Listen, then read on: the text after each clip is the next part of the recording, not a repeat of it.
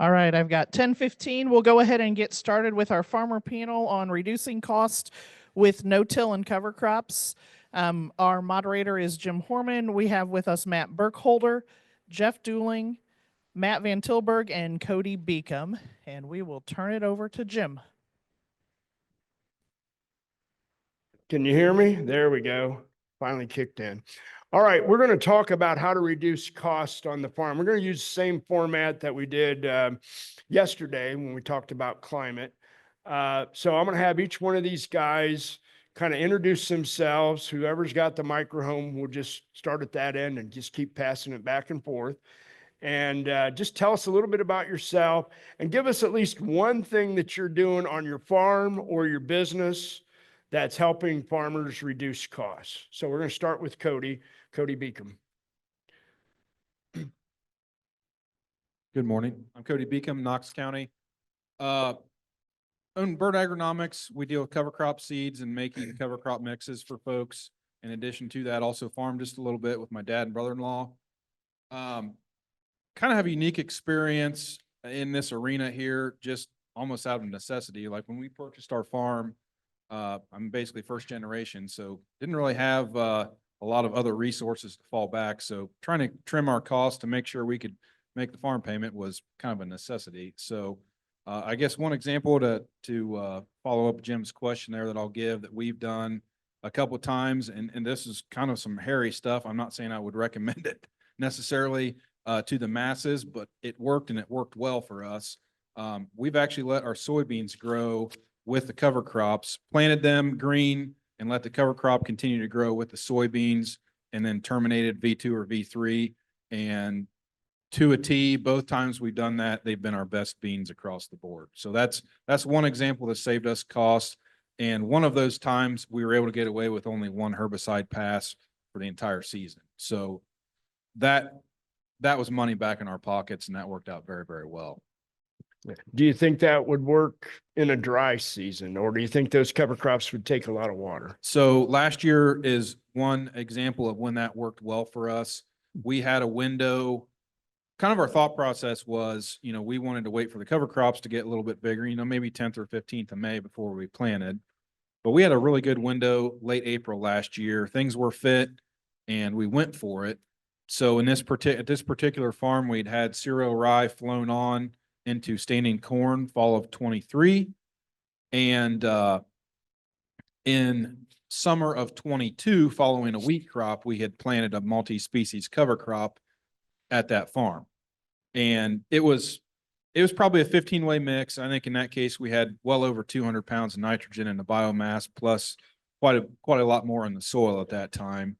And that's one consistent thing we've noticed on the cover crop business is year 2 after your big multi-species cover crops, those beans are almost always by far the best beans on the farm. So again, fast forward to spring of last year, like I said, we planted soybeans into cereal rye living late April.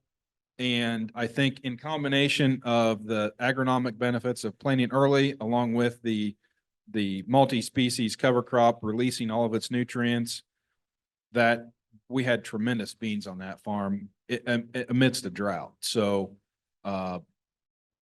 whether we got lucky or not, I don't know, but that's something we're trying to dial in some more on, but it worked really, really well.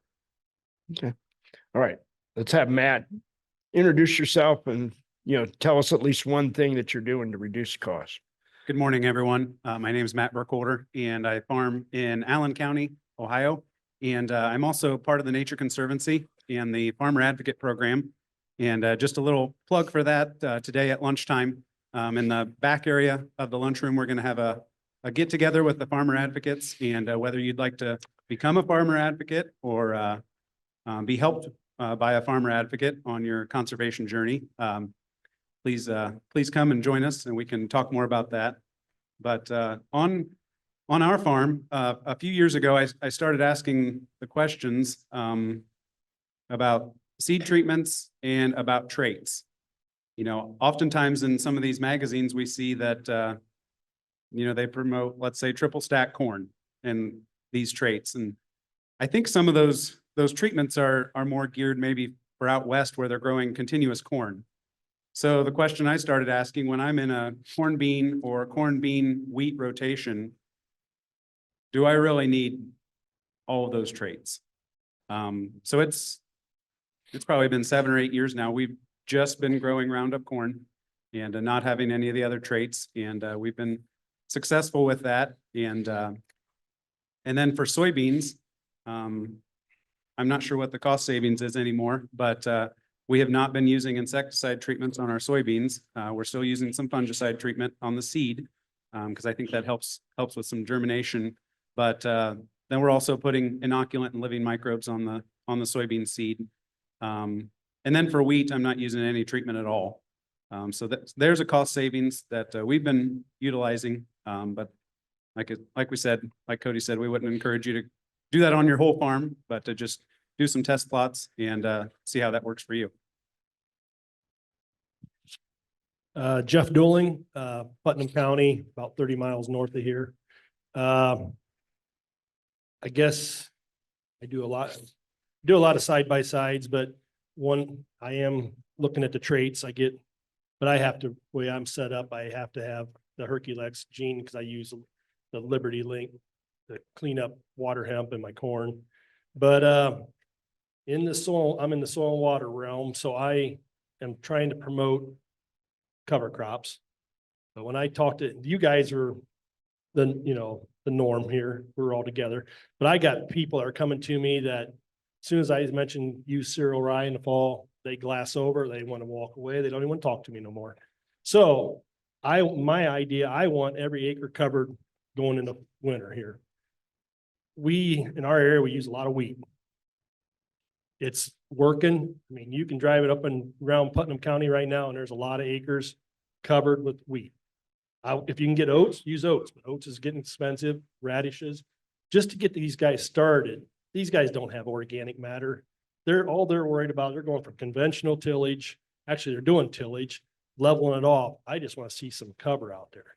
So you can get wheat, $4 a bushel, $5 a bushel, get something out there. You can get your H2 Ohio payment. At least the ground's going into winter covered.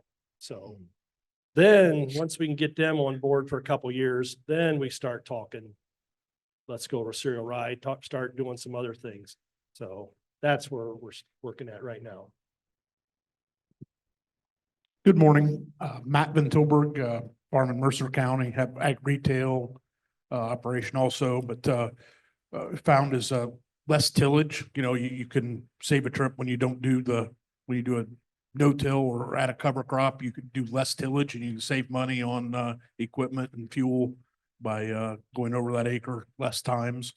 Also, seed saving, go to non-GMO corn. Don't know if I'd recommend it beans, but corn, there's plenty of options with non-GMO corn to save some money on seed cost.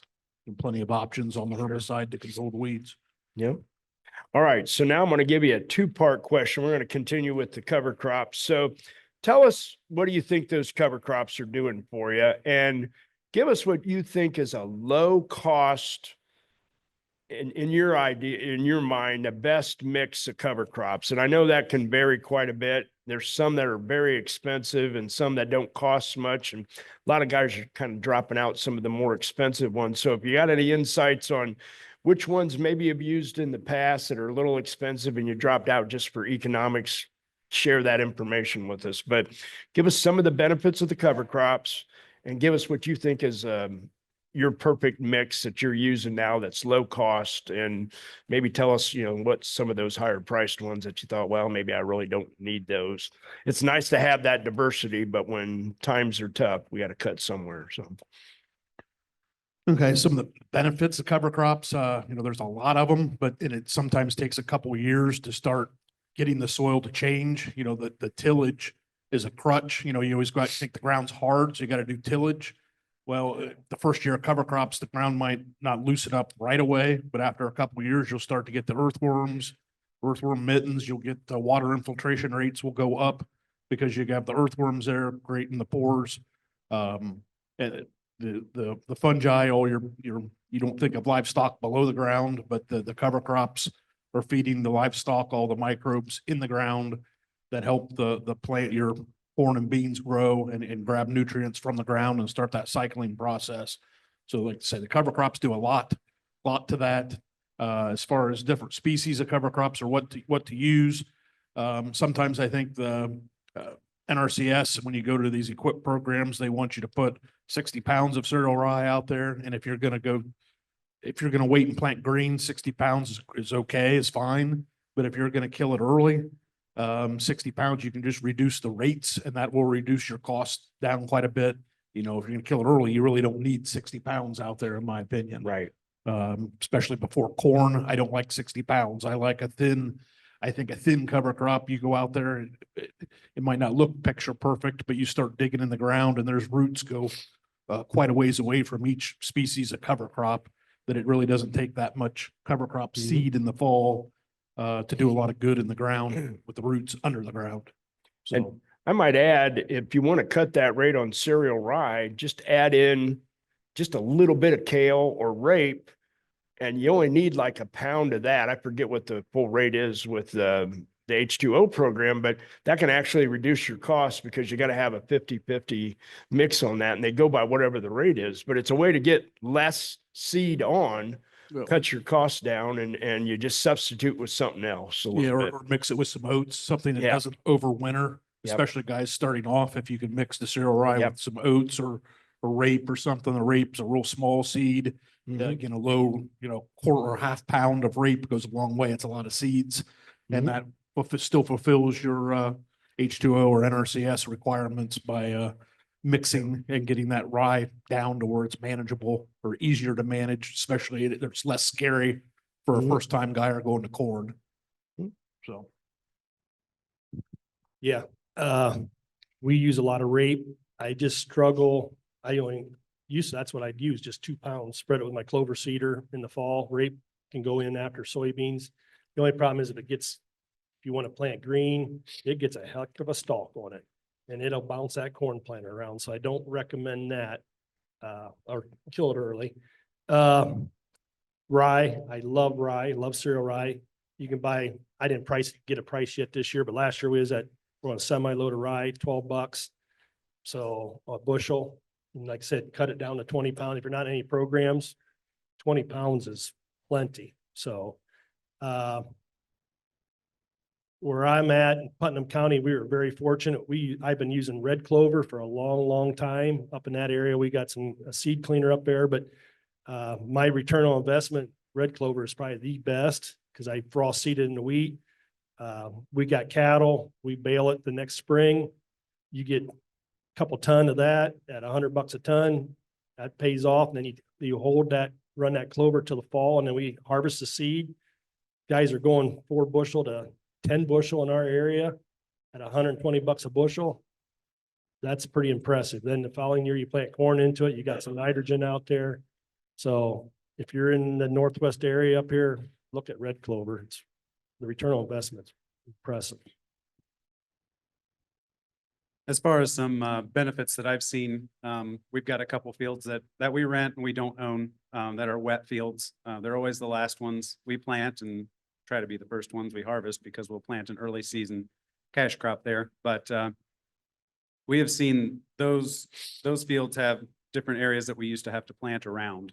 And we have seen those wet holes disappear just by using cover crops and trying to till as little as possible. I've been, we know cereal rye before beans, that's real easy. That's a no-brainer, but I've been experimenting a little bit with throwing some clover in there. Since the cereal rye is a higher carbon cash crop, I'm wondering if we add a legume in there, we're gonna have some organic nitrogen. Is that gonna help break down the residue a little bit quicker? And I think the soybeans also need some organic nitrogen at some point, so. So I'll kind of bounce off of Matt a little bit. I would agree. One benefit we found is increase in infiltration with cover crops. We rent a farm that was supposedly chisel plowed every single year prior to us taking it over. And you could tell, decent ground, but you could tell just the soil structure and composition. And now having a living root on that year round has made a significant difference in infiltration, and all that is significantly better. So that's pretty cool. In addition to that, Jim was asking about a cover crop mix. I think that's kind of a loaded question a little bit. Everybody's situation is a little bit different, so I think that's where we like to try and design a mix specifically tailored to a person's needs. You know, somebody's just starting out, I would stick with something much more simple, or probably that winter kills, versus somebody that's experienced and maybe able to handle something a little more complex. So that said, one thing we did notice last year that we did with a lot of customers is things were kind of snug economically. So we did throttle back or tweak some of our mixes to save guys a few bucks. And that's one pretty cool thing with a lot of the mixes, is being able to do that and still get good results. So I know it's not a straightforward answer, but I don't think cover crops are always super straightforward. So Okay, now we're gonna start with a new question. So, Cody, you're on the spot here again. What's one practice that you thought would save you money but didn't? So kind of the idea of this is, here's my experience with this and it really didn't work out. So, do you really want to try something that may or may not work? And I don't know if you can think of anything. If you can't, we'll just pass on it and go. I'm going to the next. defer on that. I can't think of anything right offhand. We'll see how well this question goes over. So- you guys have not failed enough, okay? Jeez, I must be the big failure here. How much time you? Yeah. This is years and years of, Yeah. God, I know where to start. Okay, I was telling this story before here, Dad was big no-tiller, no-tiller, then he tried cover crops. Yeah, you have failures because you're trying to go from using a moldboard plow or a disc to your conventional tillage and try and no-till, and that was just a big no-no. Once you got the cover crops going, then you understood, the organic matter and all this situation. But then us boys came along and, we all worked off the farm and we were seeing what neighbors are doing. We had to have all the tillage, back to tillage, but it was only on our ground. Like I said, you heard this, Dad wouldn't let us touch his ground. But so us boys just obliterated everything every year, but we'd fight crusting corn, crusting soybeans every year. We had to probably replant because of crusting, or you're out there rotary hoeing or something.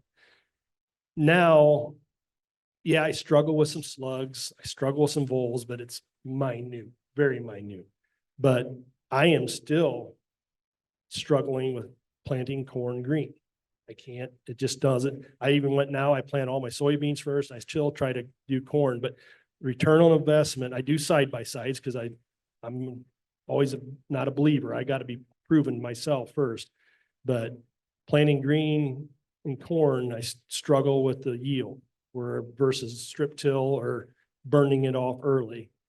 That's where I'm at yet. So I'm trying, I got certain farms I can do it on. It's working, but if you let that corn it gets all spindly and yucky looking, I just can't get it to regroup after that. So I'm still kind of a believer in getting it burned off early or having a strip I plan to do a lot of cover crops, cereal rye, but I'll strip till it and have a strip out there. Or I make strips with my fenning toolbar in the fall, just clearing that soybean stubble out of the way and putting my rye in 30-inch rows. That's where I'm having luck. That's my farm. So just letting people know there's other ways, you might hear some of these other guys say it. I'm still struggling. So I'm not going to lie. Well, it's always a learning curve with cover crops, and every year is different, every field's different, every guy's expectations is different. But our first cover crop, I don't know, a number of years ago, we went out there, had a government program, seed cover crop. They were gonna pay you what, $30 or something, and I can buy annual ryegrass. We can put out 20 pound of annual ryegrass out there. It looked beautiful. In the fall, came up, looked great. Next spring came up, looked great. It was growing, got it killed. Went out there and tried to plant into it, and it was like planting through your yard. It was a great mat, but the V would stay open. We couldn't get the V to shut. We changed one cog, And then you got to change some other caulks too in the operation. And you had to get that V closed. And that's where he said we still use annual rye, but now we use 1 pound in a mix. Other times, some of the guys up here would remember back when we've, had the old Walker sprayer and we put 5 herd seeders on it and we're seeding cover crops. That worked, but it was a pain to load, 50-pound bags loading those herd seeders going through, standing beans as the leaf drop. I mean, that worked, but it was a pain, right, Matt? So there's a lot of learning, but that led us to, build a machine to go into standing crops with, a bigger seeder. There's always learning curves. You're always changing things. And when you change one thing, you got to think of what else that's going to change. The living cover crop and planting corn into living cover crop, that's probably the hardest challenge to do. Corn, Chris talked about it in the last talk. I think corn likes to be king. When corn comes up, it wants to look around and it wants to spread its wings and be the biggest thing out there in the field. If not, it's not happy. Tries to elongate and it doesn't work. So you have to either kill the cover crop early. So that way, when it comes up, all the cover crops brown, dead, decaying, whether it's strip till 30-inch cereal rye, something to where it thinks it's king, or you let that cover crop grow. And this is where the hard part is. If it's a teenager, that cover crop, you just like teenagers, you can't control it when it's mid-size. When it's a teenager, you have to let it grow, sit on your hands, wait for it to grow to boot stage, and then roll it, crimp it, or somehow get it flat, and then wait and plant the corn. But that's hard to do when you got brothers, employees wanting to get the corn planted. They're on a deadline, everyone wants to go, and you want to wait. And that's tough to do. You think it was going to rain, we got to get it planted. But you have to wait once you hit that no man's land, I call it, you have to wait and let that cover crop get real big, or you'll have a disaster. We've had good luck letting it get tall, being able to crimp it, but that's the tough decision. You'll get it killed early, and some years it just rain. You couldn't, and you got to get a crimper and get it down flat to give that corn. So that way the corn, again, when it comes up, it's the biggest thing in the field. Okay, I'm going to address one question that Jeff brought up. And if you're going to be planting green into corn, a lot of times we like to use legume in there, get a little extra nitrogen. But if you are using cereal rye, there's a couple varieties of cereal rye that are really good for soybeans. Almost all are good for soybeans, but there's like 67 different species that I'm aware of cereal rye. If you're going to plant into corn, you want an early maturing variety, and you want one that has low allelopathic effect. And actually, this came from Sheldon the other day. He was researching this. I know Elbon, ELBON, is very early maturing, has low allelopathic effect, is great on corn. A couple other varieties, Aristook, which comes out of Michigan, Wren Aberuzzi. Wren is WREN and Aberuzzi is ABRUZZI. I didn't make up these names. And another one called Meton. So if you got somebody that you can get those from, it might help you a little bit. There's also a new one they're researching out of North Dakota called Geider, GEIDER. So might be something that might help you. Yeah.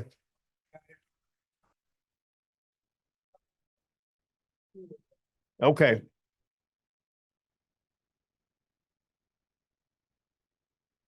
Okay, so we have a dealer over in the exhibitor that has at least 2 of those species. You might want to check that out. Okay, all right. So next question, Hey, Jim. Cody. Okay, sorry. Do you mind if I add something on to your Yeah. last question there? Sure. They prompted something. But I think this is important to talk about. So again, just based off our own experience, I had kind of a learning experience a couple years ago.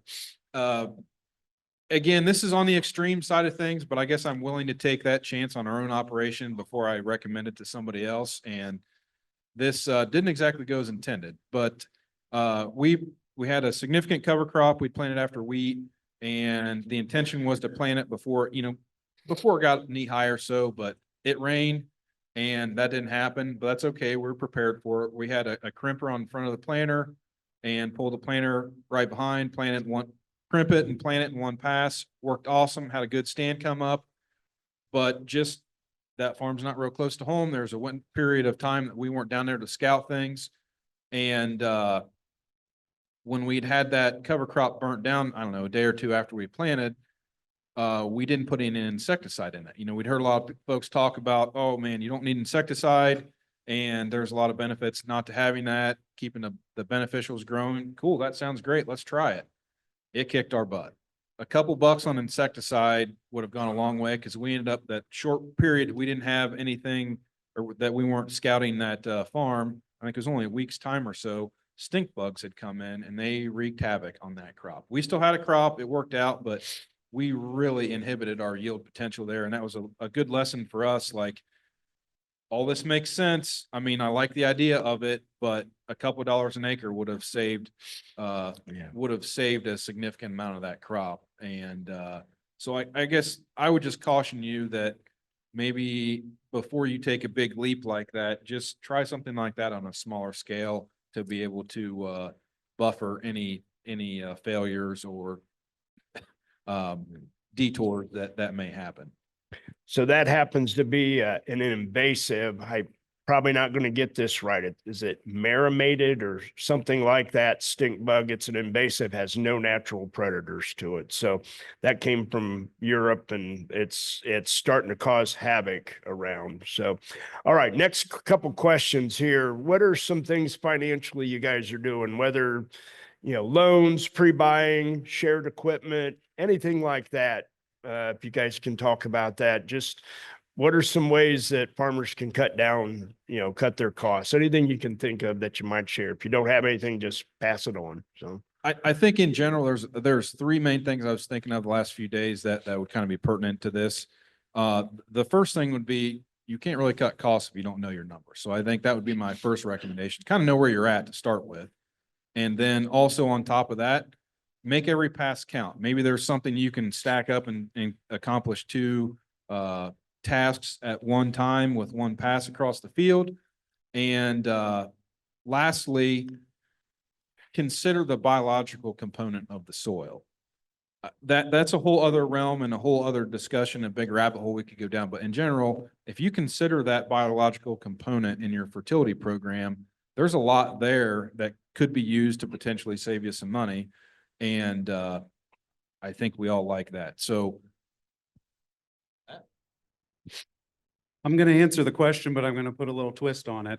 About 6 months ago, Jeff and I were talking, and on these farmer panels, sometimes we'll be asked, you know, what are some of the challenges with cover crops that you've had?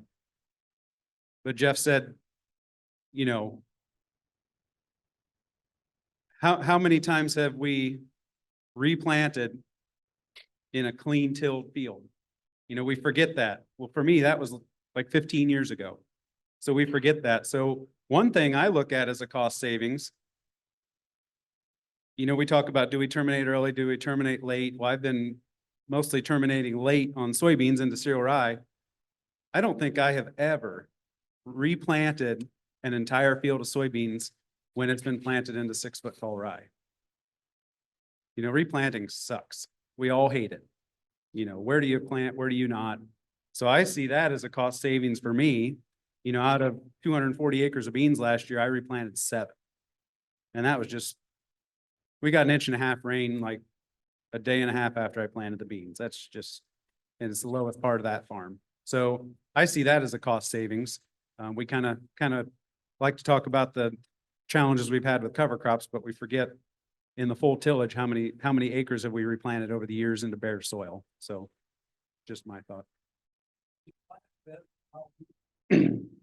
What do I plant? The soybeans or the cover crop? Usually about, it varies. Usually soybeans I plant about 1.5 inches deep. And I've planted some beans with a drill and I planted some with a soybean planter. And usually I have better stand with a soybean planter. I had John Deere. But usually about 1.5 inches deep, depending. Yeah, I'll answer that question too. Was on John Deere air seeder, but then I converted it to variable rate. That's how I save a lot of I'm doing a lot of variable rate seeding with soybeans. You know, in our area in Putnam County, where the heavy soils were 250,000. A lot of these guys, they throw it out there. But I'm getting them down there to maybe my high is 180,000 down to 120,000. But I'm using a 15-inch bean planter, John Deere. And I'm probably 1.5 inches to 2 inches and if you're going into a solid like rye, we talked about that before about getting that trench closed. If I don't get that trench closed, the slugs will go, it's a nice avenue for them to go. So, but that's how I'm saving some money, prepay. I prepay, I got to borrow the money. It's still better prepaying, because you can get some better deals that way. I'm working with a new consultant. I was a Pioneer seed dealer for 20-some years. Now 12 years I've been retired, full-time farmer. Hell, I thought I had to buy more seed, 36,000, 38,000 I'm throwing out there, because that's what the guys that are doing the national corn growers, they're high yield, Actually, now we're backing off. We're doing side-by-side trials out there in about every one of our fields. The way we got it laid out, we're showing 28,000 is my best return on investment now. Is it because of my soil health? It's hard to, that's what I'm going to say it is. It's soil health is helping me out. And it's our hybrids too, they're better than what they used to be. So that's ways I'm cutting costs right now. And then don't get sucked into the boogie juices. They'll take you every time. I've done so many trials on that. I think the snake oils and that, there's no laws against them things. You can, like I was telling these guys, you can take a can of Diet Coke and dump it in 100-gallon of water and sell it as a boogie juice. And it's got caffeine. It might perk it up, but I've done enough trials on that stuff. I think that's okay for the conventional guys. They need help. They don't have no organic matter. They don't have no life in their soil. We have it. I think it's there. So yeah, I'll experiment. They bring the stuff around. I'll put it in and try it and replicate it. And, it might get lucky. I'll do it another year and see what happens. So, but yeah, there's some things I do. I think there's all kinds of different ways to save money, but at the same time, you have to look at, return on investment on all of it. And that's more important than just if you save a nickel here or $1 here, but, or do you spend that dollar and it gets you $2, so that's what you kind of have to look at with cover crops or with that extra pass of tillage, is that running the tractor and the tillage tool for $15 an acre, is that going to get you another bushel of beans or not? Those types of things, or the drills versus the planters, or, 7.5-inch rows versus 15. Can you save on seed enough to justify the cost or of different things or different applications? So rather than anything specific, everyone has a different operation and different things to look at.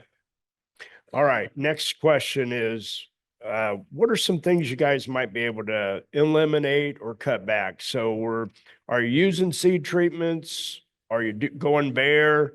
Are you using fungicides? Or are you cutting back? Or even on herbicides, you using half rates, full rates, anything like that with inputs? Is there any way you can cut back on any of that, or tell us why you're not going to cut back or whatever? Again, I think it's almost the same answer to this Yeah. question as the last. You need to look Yeah. at return on investment. Some guys, the vertical tillage tools, or look at maybe a stalk or a chopping head on the corn, on the combine. You can use that and then get one pass instead of having to go out there and chop the stalks with a vertical tillage tool and work the ground a little bit, and then the stalks blow away too. Something like that, might be a good investment, but I don't know what the cost, but just thinking out loud here. Mhm. Yeah, that's off the top of my head, the first thing, I guess. Okay. I can't think of anything. I think we're probably lean and mean as we can right now. Okay. Yeah, I think I agree with those two guys. That's maybe a little off topic, but that's the biggest challenge for me is I want to build soil health, but I still have to be profitable and have return on investment. So trying to find that balance sometimes is pretty tough. Similar answer, I guess, but I guess you mentioned about seed treatments and fungicide. I know specific to our operation this year, we cut out insecticide as a seed treatment. That saved a few bucks. And I know in the past, I think it's too risky to cut out fungicide on small grains. But on corn and soybeans, we haven't found a significant benefit with that, but still learning. All right, two more questions, and we're going to turn it over to the audience. What's one resource that you basically learned from that that you could use rather than say a consultant? Is there any books or people that you turn to that really helped you out? This was a question somebody said. So a cheap way of learning, I guess, or something that you've been able to pick up. Anything like that? You guys have anything on that? I think if everybody just looks to their right and their left, I mean, there's a lot of really good resources in Yeah. this room right now. And developing that network of folks you can talk to or call upon, especially in season, that's pretty good. A couple of other things, I know Jeff just mentioned the Farmer Advocate Group. You guys are doing a lot of great things. Also, there's a lot of social media outlets that are awesome resources, especially real time. And you get some really good, I've learned a ton online. Like one example is Everything Cover Crops. That is always a lot of fun to watch, especially in the spring as guys are planning and come across issues or show this or that. That's really, really, really, really valuable. Yeah, also the Ohio Soil Health Group, I think that's, I'm on the Everything Cover Crop, group too, but we just got to be careful. Those guys could be in North Dakota. So the Ohio Soil Health Group is a good one. And yeah, like Cody said, the Farmer Advocate Group, when I started this journey, back around 2010, I didn't have anybody to talk to. And I was alone just reading some farm magazines, and the Farmer Advocate Group, it's good to just have some mentors and just to work through these problems together. I took it by now. I'm very tight.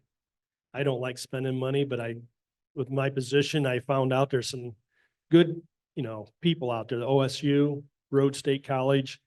I hire a consultant. I haven't done that in a long time. I've been with them 2 years and I'm learning a lot from them, but I have, like I said, yesterday I told everybody I had file cabinets of data. I don't know what to do with it. These guys are helping me cipher through it now, and maybe we're making some adjustments on our farm. I can't read books. I fall asleep. So I do, what's that? I fall asleep if I'm reading a book, so I can't do it. I try to listen to podcasts. I get distracted. So it's just, I do a lot of on-farm trials, I guess, but my son doesn't like seeing flags in the field when he's harvesting, so he runs the flags over and keeps on mowing. And I get there with the semi and say, what the heck happened? So that's why we hired this consultant, because I'm all John Deere. We got the computers. He lays everything out for me with planning systems. And then come on harvest, he takes the data back in. He's the one going through the numbers now. So it's a very good investment. I feel it's a very good investment now. I'm learning more from it. So we sit down, he makes me sit down now, and we go through the numbers and see what we can change and where we can get more tighter and save money somewhere else.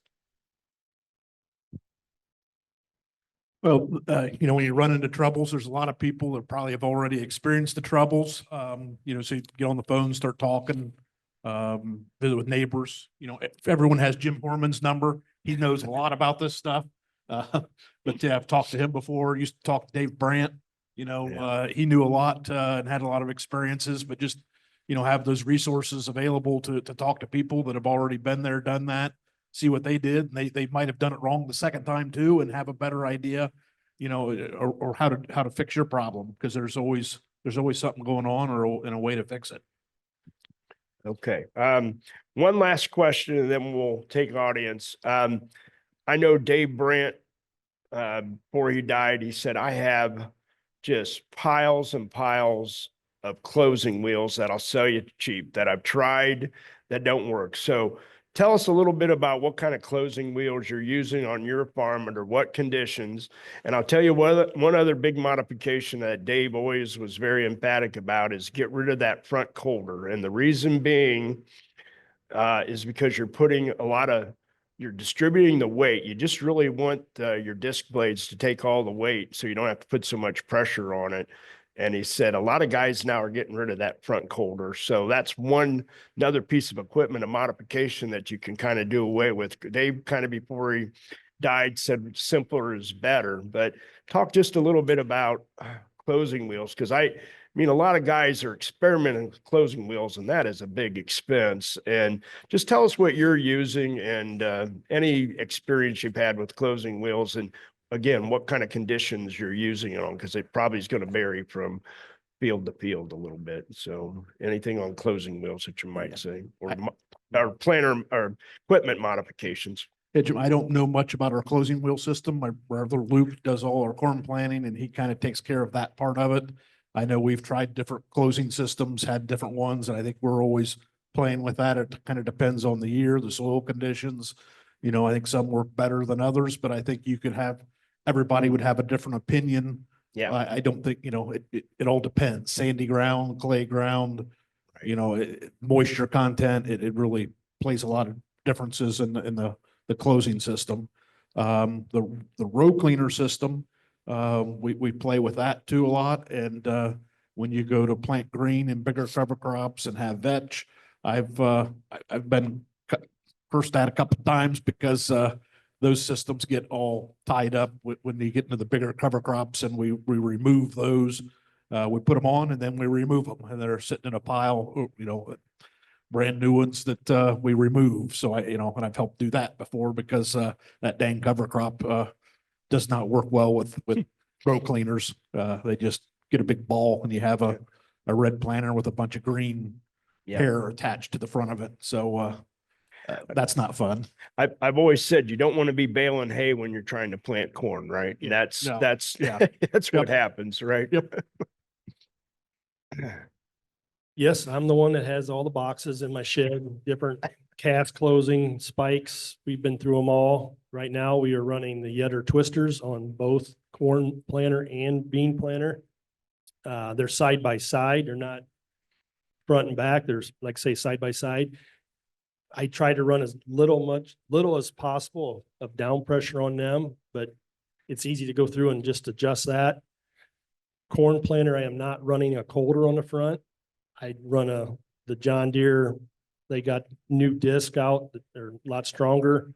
Just keep them sharp. I have no trouble cutting in. Even I do some custom planting for guys that are conventional. My planter goes in for them too. So I have row cleaners on the front of my corn planter, but I have the Martins, the interlocking with the gauge wheel on the side, so they don't go too deep, but I have them on air because I'm lazy. I don't like getting out and pinning and raising. I'll play with them and going through the field just to see what they're doing, but I can run them up and down with air. So that's that option.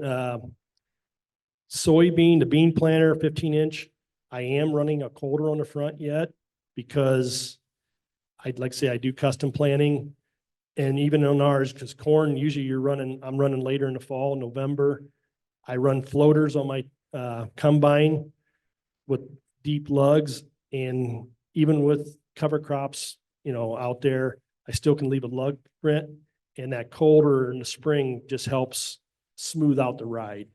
And then it's not to do 32 rows. It's not easy to lift them coulters out of the way. I would love to get rid of them, but we just ain't there yet on that system. Yeah, like Jeff said, my closing wheels on my corn planter are the Yetter twisters, and I don't have any row cleaners or any no-till coulters either.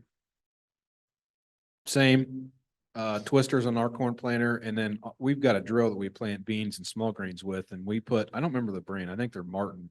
They're like a laser cut, steel, spike closing wheel. I don't remember the name, but regardless, they are awesome. And what we found, if we're planting in something that's got a significant root mass, the weight of that closing wheel and the spike combination, that really just shatters that sidewall and we've been very pleased with that.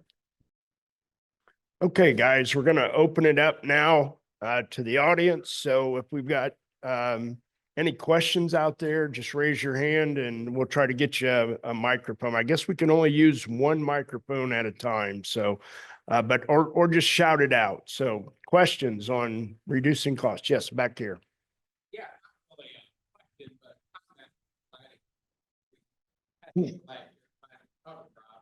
It got big, huge sticks of strips and clover, I think there was some vetch and stuff like that in there, but they got about this tall.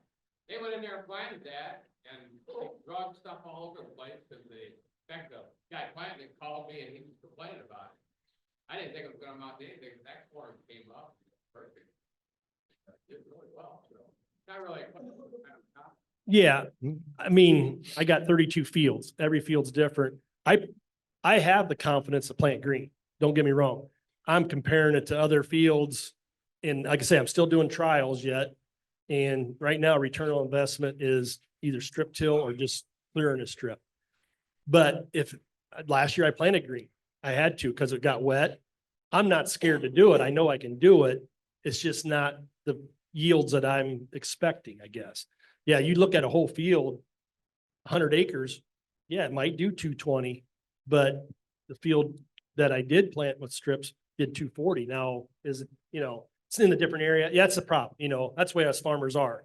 We always remember the bad field or the greatest field, so. I thought it was gonna be a bad. Right. No, yeah, it's not a disaster. Usually it's not a disaster. When I'm scouting, I have trouble scouting planting greens for slugs and nothing I can do about voles anymore, but slugs I could go through and spread some. But when you're out there walking in the green stuff, it's hard to get across the field. So, I'm getting lazy too. I'm getting older. I can't run down through the rows with a gator and scout. I'm getting a little disappointed. Okay. Other questions? Yeah, right here, Sheldon. Question, but I got experience. Doesn't have questions, but experiences. Okay, go ahead, Sheldon. I killed it in the spring, except that I missed a few spots.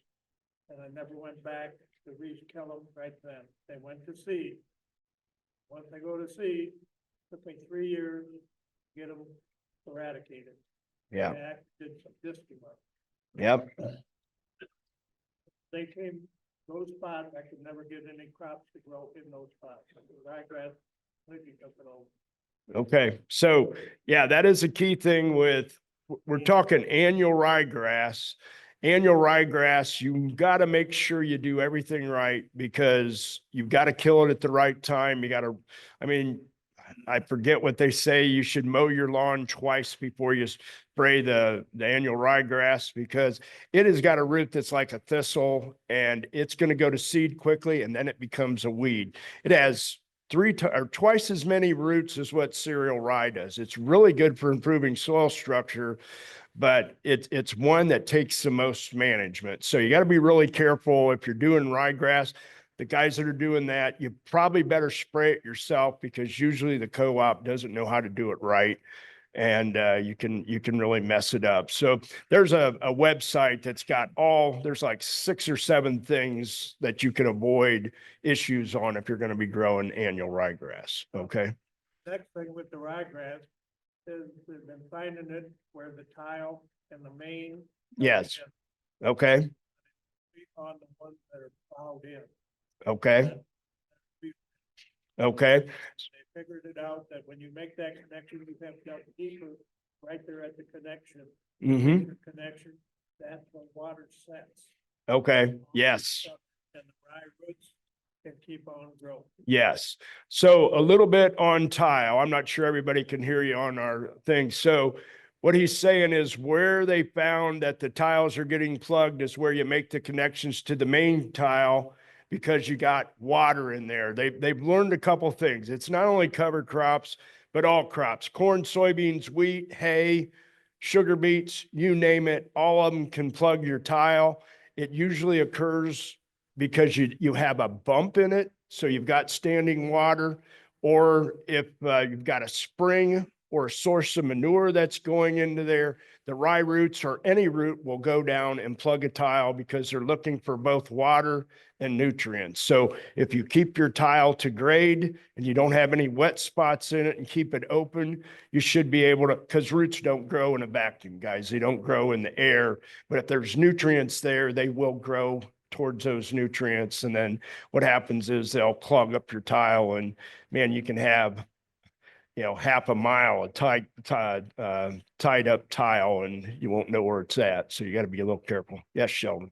Second thing that I've had to replant and cover crops was in the year 2020 after the 2019 year, when we didn't put a crop out and we left the cover crop low. I had, Jim and I have known about things, we had mold up the wazoo Yeah. in there. So, Found out that there is a product and it's at Rural King, and it says right on there in 5-gallon buckets for bowl. okay. Now, here's the way that if you double crop beans into wheat, it's easy to find out where your rolls are, because when the beans are coming up in July and August, you're gonna see, Circles. and that's when you go out and get the pellets and put them out there. And then you can check them, it's a lot easier. How you can do it in the spring, you can do that too with your ATV driving around. If you see some spots where they're gone, do the same thing. Okay. So, And then the other thing, Yep. on trying to penetrate all the time into cover crop, it's the PTT blade. It's a serrated double blade on that there. I have never found anything that it won't penetrate through. okay. So you really want the hardened steel disc blades, and those tend to good. Last thing in case. I got a whole box of them you can have. Okay, you don't like them. All right. All right. There's the other thing you was saying is be careful letting your cover crops go to seed. If you let, you know, if you think you're going to save money, probably you're going to get a lot of bolls, you're going to get a lot of slugs, because you might get 20 bushel of seed out there, and all that seed laying on the ground, that's going to track bolls from miles around. Bolls can travel 2 miles to get to your farm if you've got a good seed source, and you're going to get a bunch of slugs, and then you're going to be fighting that for 2 to 3 years. So try not to let your cover crops go to seed. One thing I found that really works well on bolls, guys, is get yourself a rat terrier. There's a guy in Michigan that has 3 rat terriers. He can kill like 250 bolls in about a 2-hour time period. And the last thing I'll tell you is don't make a pet out of them. You don't want to have that licking your kids or your wife's face after you've killed 250 bulls. I'll just tell you that. So some guys like to make pets out of them, but they do. Those small dogs can really wipe out a bull population. I also like to purchase too, and I've got a American Falcon that flies around our place, and I put the perches out there, and she uses them all the time. I'm assuming it's a she, because usually they're the ones that you see around. It's not very colorful. So, all right, other questions? Anybody else? Yeah. Yes. Yes.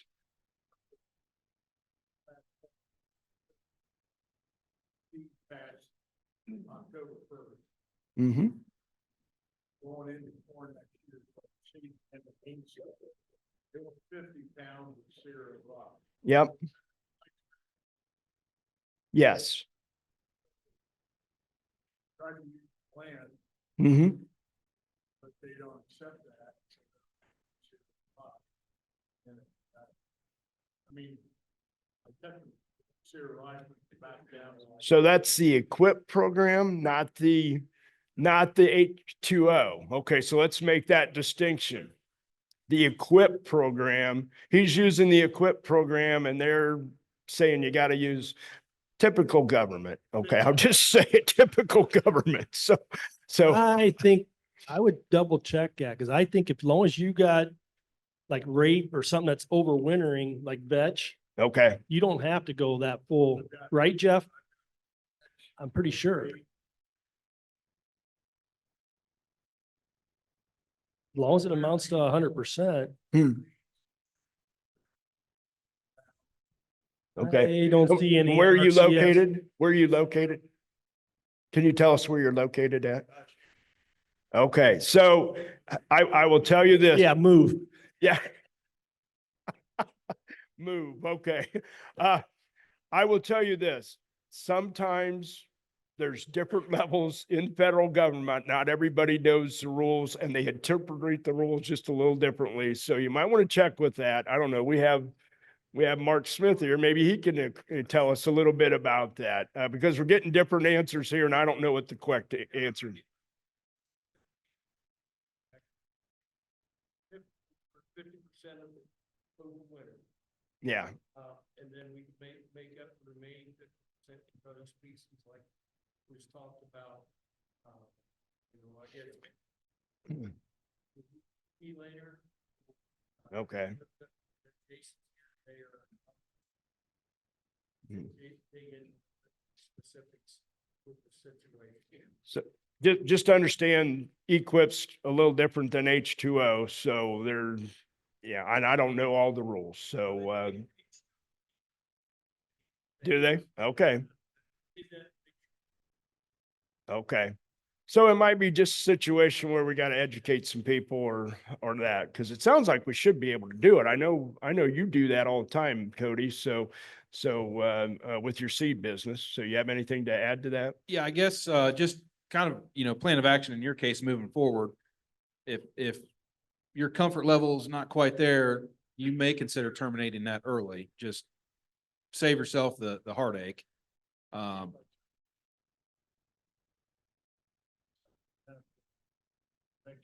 Correct. Yeah. If I go forward, then I need to follow the forward route of the combination to put the 50-pound rye, which I'm terminated early. So, and that's kind of part of the balancing act with having a cover crop mix, do you let it go bigger, get the benefit, but then it's somewhat riskier? Or do you terminate it early? You're still going to get benefit of those other species, I'm sure of that. But will you get as much benefit as if you let them grow another 2, 3, 4 weeks? No, I mean, I think that's a known fact. But that's something you have to decide yourself, what suits your operation the best. Okay. Other questions? Let's go right here and we'll.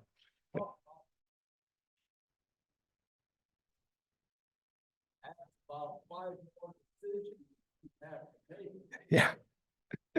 Yeah, it's a little more, it's a Yeah, little and then more you brain should- power. You should have hogs and cattle too. Then it gives you some more things to think Yes. about. It takes a little more brain power. I use annual rye too. We haven't talked about, I did over 500 acres. I do all my corn stalks have annual rye in. And it is true. It's easy to kill, but you got to know what you're doing. So Yeah. it, Yeah, and there's certain, Exactly. there's a real good couple PowerPoints that what was his name? Can't think of it. The guy from Illinois that was the expert in it, and it's online. So, all right, I think we're done.